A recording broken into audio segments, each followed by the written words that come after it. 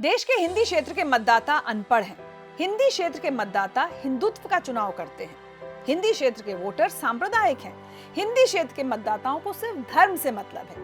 हिंदी क्षेत्र के मतदाता सिर्फ गौमूत्र और गोबर के लिए वोट करते हैं। People of this country should think that the power of this BJP is only winning elections and mainly in the heartland states of Hindi and what we generally call as the Gomutra states.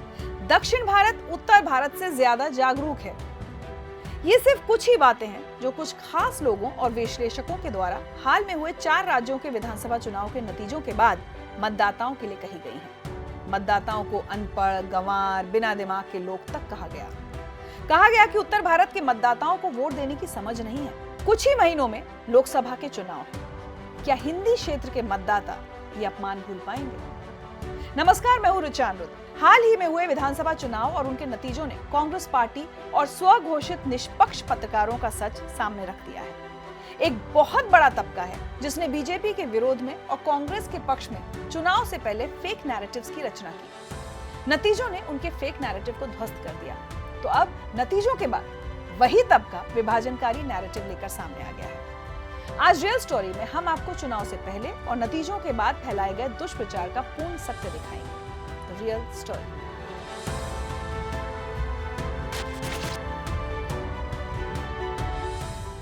इन विधानसभा चुनाव को कुछ ही महीनों में देश में होने वाले लोकसभा चुनाव 2024 के सेमीफाइनल के रूप में देखा जा रहा है, जिसमें 4 में से 3 राज्यों में बीजेपी को सत्ता में लाने के लिए वोटर्स ने मतदान किया। ये चुनाव बेहद दिलचस्प रहे क्योंकि वोटिंग से पहले चुनाव जीतने के लिए जमकर फेक नैरेटिव चलाया गया और नतीजे आने के बाद देश को उत्तर और दक्षिण में बांटने का प्रयास किया जा रहा है। राजस्थान और छत्तीसगढ़ में कांग्रेस का चुनाव अभियान फ्रीबीज पर ही आधारित रहा कि हम कितना और क्या मुफ्त देने का वादा कर सकते हैं। कांग्रेस ने हर संभव प्रयास किया कि मध्य प्रदेश में सत्ता विरोधी लहर की झूठी कहानी फैलाई जाए। प्रदेश में प्रियंका गांधी जैसे नेताओं की उपस्थिति को एक निश्चित चुनावी जीत के रूप में प्रदर्शित किया गया। जब लोगों से बीजेपी के खिलाफ बयान लेना असंभव हो गया तो मनगढ़ंत फेक नैरेटिव चलाया गया कि मध्य प्रदेश की जनता बीजेपी से नहीं बल्कि मुख्यमंत्री शिवराज सिंह चौहान से नाराज है, इसलिए बीजेपी मध्य प्रदेश में चुनाव हार रही है। मीडिया के खास तबके ने भी फेक नैरेटिव फैलाने में कोई कोर कसर नहीं छोड़ी। दावा किया कि मध्य प्रदेश में बीजेपी और कांग्रेस के बीच कांटे की टक्कर है। मध्य प्रदेश की जनता में सत्ता विरोधी भावना बन चुकी है और पार्टी को गुटबाजी का सामना करना पड़ रहा है। यहाँ तक कि ये भी फेक नैरेटिव फैलाया गया कि आम आदमी पार्टी ने आदिवासी इलाकों में अपना गढ़ बना लिया है और ये सारे फेक नैरेटिव चुनाव के नतीजे आते ही ध्वस्त हो गए। मध्य प्रदेश में प्रियंका गांधी वाड्रा को एक बड़ी नेता के रूप में प्रदर्शित किया गया जब 15 नवंबर को उन्होंने दतिया में एक सभा के दौरान बीजेपी नेता ज्योतिरादित्य सिंधिया के लिए कुछ अनर्गल बातें कही। पहले तो हमारे सिंधिया जी क्या है कि कद में थोड़े छोटे पड़ गए। कांग्रेस ने नकली कहानियां फैलाई कि चंबल बेल्ट में बीजेपी पूरी तरह से साफ हो जाएगी, लेकिन हुआ बिल्कुल उलट। चंबल बेल्ट में कांग्रेस ही साफ हो गई। उधर राजस्थान चुनाव के लिए भी फेक नैरेटिव्स की बाढ़ आ गई। कहा गया कि राजस्थान के मुख्यमंत्री अशोक गहलोत के नए आर्थिक मॉडल के बाद बीजेपी कहीं गिनती में ही नहीं है। मीडिया ने राजस्थान में भी बीजेपी और कांग्रेस के बीच कांटे की टक्कर बताई और जब 3 दिसंबर को नतीजे घोषित हुए तो फेक नैरेटिव फैलाने वाली कांग्रेस और कुछ पत्रकारों के इरादे मिट्टी में मिल गए। छत्तीसगढ़ के लिए तो ये नैरेटिव बनाया गया कि यहाँ तो कांग्रेस की टक्कर में कोई है ही नहीं, कांग्रेस हर हाल में चुनाव जीत रही है। ये कहानी कुछ भूतपूर्व पत्रकारों ने जो यूट्यूब पर बिकाऊ नैरेटिव चलाकर अपना गुजारा कर रहे हैं उन्होंने रची। उन्होंने ही कांग्रेस की जीत की भविष्यवाणी की। पूरे मीडिया में ऐसा कोई भी एग्जिट पोल नहीं था जिसने छत्तीसगढ़ के नतीजों का अनुमान बीजेपी के पक्ष में दिया हो। हम आपको कुछ बड़े न्यूज चैनल्स का एग्जिट पोल दिखाते हैं। आज तक और एक्सेस माई इंडिया ने छत्तीसगढ़ एग्जिट पोल में बीजेपी को 36 से 46 और कांग्रेस को 40 से 50 सीटें मिलने की भविष्यवाणी की थी। एबीपी और सी वोटर ने बीजेपी को 36 से 48 और कांग्रेस को 41 से 53 सीटें। इंडिया टीवी सीएनएक्स ने बीजेपी को 30 से 40 और कांग्रेस को 46 से 56 सीटें दी। रिपब्लिक पी मार्क का अनुमान बीजेपी के लिए 35 से 42 और कांग्रेस के लिए 46 से 54 सीटों का था। और न्यूज 24 टुडे चाणक्य ने तो बीजेपी को सिर्फ 33 और कांग्रेस को 57 सीटों के साथ स्पष्ट बहुमत दे दिया। और नतीजे क्या आए? बीजेपी को 54 और कांग्रेस को 35 सीटों पर जीत मिली। अब आप बताइए, क्या एग्जिट पोल भरोसे के काबिल है? यकीनन नहीं। नतीजे साफ बता रहे हैं कि कांग्रेस कहीं टक्कर में भी नहीं थी, जबकि प्रचार यही किया गया कि बीजेपी टक्कर में नहीं है। सिर्फ छत्तीसगढ़ ही नहीं, मध्य प्रदेश में तो बीजेपी ने 2/3 बहुमत हासिल किया है। फेक नैरेटिव फैलाने वाली कांग्रेस कहीं आसपास भी नहीं है। मध्य प्रदेश में बीजेपी ने 163 सीटों पर विजय पाई और कांग्रेस सिर्फ 66 सीटों पर ही सिमट गई। करीब करीब 100 सीटों का फासला है। क्या इसे कांटे की टक्कर कहते हैं? और यही हाल कांग्रेस का राजस्थान में भी हुआ। नतीजे देख लीजिए, बीजेपी ने 115 और कांग्रेस ने 69 सीटों पर जीत हासिल की। क्या जीत के इस अंतर को आप कांटे की टक्कर कहेंगे? यकीनन नहीं कहेंगे। चुनाव के नतीजे घोषित हो चुके हैं। तमाम फेक नैरेटिव्स के बावजूद 3 राज्यों में बीजेपी ने बड़ी जीत दर्ज की है और कांग्रेस ने गहरी चोट खाई है। चोट इतनी गहरी है कि तेलंगाना में मिली जीत का जश्न भूलकर कांग्रेस मातम मना रही है। और इससे भी बड़ी बात यह कि बीजेपी के लिए वोट करने वाली राजस्थान, मध्य प्रदेश और छत्तीसगढ़ की जनता को अपशब्द कहे जा रहे हैं। देश के उत्तर और दक्षिण के बीच बंटवारे का प्रयास किया जा रहा है। प्रधानमंत्री नरेंद्र मोदी ने एक्स पर एक निजी चैनल की वायरल वीडियो क्लिप पर टिप्पणी की। आप भी सुनिए कि हिंदी क्षेत्र के मतदाताओं के लिए किस प्रकार के शब्दों का इस्तेमाल किया जा रहा है। Voters in the Hindi heartland have low literacy. Voters in the Hindi heartland have higher fertility. Voters in the Hindi heartland prefer Hindutva. Voters in the Hindi heartland have rewarded big business. Voters have appeased fascism. Shivraj Singh Chauhan has defeated Modi.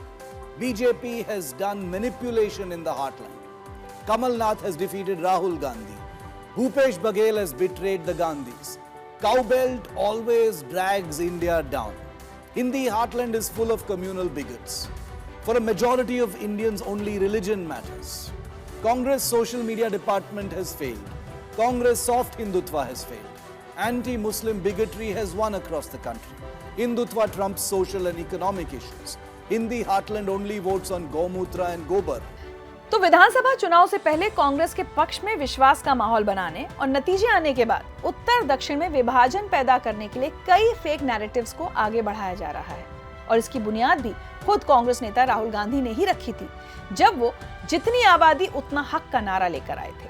तो अगर हम धन बांटने की बात करें, अगर हम सत्ता बांटने की बात करें, तो पहला कदम ये होना चाहिए कि भैया किसकी कितनी आबादी है। 4 में से 3 राज्यों में बीजेपी की जीत से चुनावी पंडित और तथाकथित निष्पक्ष पत्रकार सकते में हैं। वो सभी मतदाताओं को विलन बना रहे हैं। हमारे पास ऐसे पत्रकारों की पूरी लिस्ट है जिन्होंने मीडिया संस्थानों से अपनी नौकरी छोड़ दी। दलील ये दी कि वो निष्पक्ष पत्रकारिता नहीं कर पा रहे थे। आज आप सोचिए कि फेक नैरेटिव फैलाने वाले ये पत्रकार क्या वाकई निष्पक्ष हैं? और अब बात एक और अहम मुद्दे की। चुनाव से पहले तमिलनाडु सरकार में मंत्री और डीएम के नेता उदयनिधि स्टालिन ने सनातन धर्म के खात्मे की बात कही थी। சிலவற்றை நாம் ஒழிக்கத்தான் வேண்டும், எதிர்க்க முடியாது. கொசு, டெங்கு காய்ச்சல், மலேரியா, கொரோனா இதையெல்லாம் நம்ம எதிர்க்க கூடாது, ஒழித்து கட்ட வேண்டும். அப்படிதான் இந்த சனாதனம். वो भी एक एजेंडा था जिस पर वोटरों से करारा जवाब मिलने के बावजूद ये लोग सुधरने का नाम नहीं ले रहे हैं। और अब डीएमके के ही सांसद सेंथिल कुमार ने कहा कि बीजेपी की ताकत सिर्फ हिंदी हार्टलैंड में है, जिसे गौमूत्र स्टेट कहते हैं। That the people of this country should think that the power of this BJP is only winning elections and mainly in the heartland states of Hindi and what we generally call as the Gomutra states. क्या ये अचानक दिया गया बयान है या फिर देश को बांटने की एक सोची समझी रणनीति का हिस्सा है? चुनाव के बाद उत्तर दक्षिण विभाजन की कहानी भी प्रचारित की जा रही है। कांग्रेस के कई नेताओं ने इस विभाजनकारी नैरेटिव का समर्थन किया है। ये वही कांग्रेस है जिसके नेता राहुल गांधी कन्याकुमारी से कश्मीर तक पैदल भारत जोड़ो यात्रा करते हैं। चुनावी नतीजों के बाद पी चिदम्बरम के बेटे और कांग्रेस नेता कार्ति चिदम्बरम के बयान या फिर प्रवीण चक्रवर्ती के कमेंट पर ध्यान दीजिए, तो आपको समझ में आएगा कि ये किस प्रकार से उत्तर भारत और दक्षिण भारत के बीच खाई पैदा कर रहे हैं। यहाँ तक कि कुछ मीडिया संस्थान भी कांग्रेस द्वारा फैलाए जा रहे उत्तर दक्षिण विभाजन में कूद पड़े हैं। इसी विभाजनकारी नीति का विस्तार आप रेवंत रेड्डी के बयान में सुन सकते हैं। तेलंगाना के मुख्यमंत्री बनने जा रहे कांग्रेस के रेवंत रेड्डी का बयान पूरे बिहार को अपमानित करने वाला है। आप किसी खास जाति को लेकर क्या इस तरह की अपमानजनक बातें कह सकते हैं? In Bihar and Uttar Pradesh, they are Kurmis. They have migrated to Vizianagaram, Andhra. From there to here, they have worked with Nizam. That is how they came to Telangana. They are Kurmis in Bihar. Bihar DNA से Telangana DNA बेहतर है।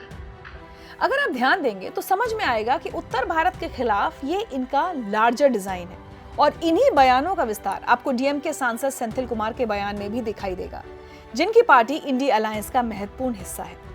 कांग्रेस को जवाब देना ही होगा कि क्या इन बयानों से वो सहमत है। हैरानी की बात यह है कि पत्रकारों का एक तबका अब लोकसभा चुनावों को ध्यान में रखकर नए फेक नैरेटिव फैलाने में जुट गया है। लेकिन अब देश की जनता भी इनके एजेंडे को समझ चुकी है और जवाब देना जानती है। और जिस तरह से मध्य प्रदेश, राजस्थान और छत्तीसगढ़ के वोटर्स को अपशब्द कहे जा रहे हैं, 2024 के लोकसभा चुनावों में मतदाता अपना ही अपमान याद रखेगा। हम आपको एक और बात याद दिलाना चाहते हैं। राहुल गांधी अमेठी में चुनाव हारने के बाद वायनाड पहुंचे। तभी से वो इस प्रकार की विभाजनकारी राजनीति पर उतर आए और ये उनके बयान से साफ झलकता है। राहुल गांधी ने वायनाड में एक ऐसा बयान दिया था। उन्होंने कहा था कि पहले 15 साल मैं उत्तर भारत से सांसद रहा, इसलिए मुझे अलग तरह की राजनीति करने की आदत हो गई थी। मेरे लिए केरल आना नया अनुभव था, क्योंकि अचानक मैंने देखा कि लोग मुद्दों में दिलचस्पी रखते हैं, सिर्फ दिखावे के लिए नहीं बल्कि गहनता से उस पर विचार करते हैं। लोकसभा चुनाव 2024 के लिए हर वोटर को इतना जागरूक होना पड़ेगा कि वो किसी भी तरह के फेक नैरेटिव और देश को बांटने वाले एजेंडा के जाल में ना फंसे। रियल स्टोरी के इस एपिसोड में आज इतना ही। हमें आपकी राय का इंतजार रहेगा। आपसे फिर किसी और मुद्दे की रियल स्टोरी के साथ मुलाकात होगी। तब तक खुश रहिए और स्वस्थ रहिए।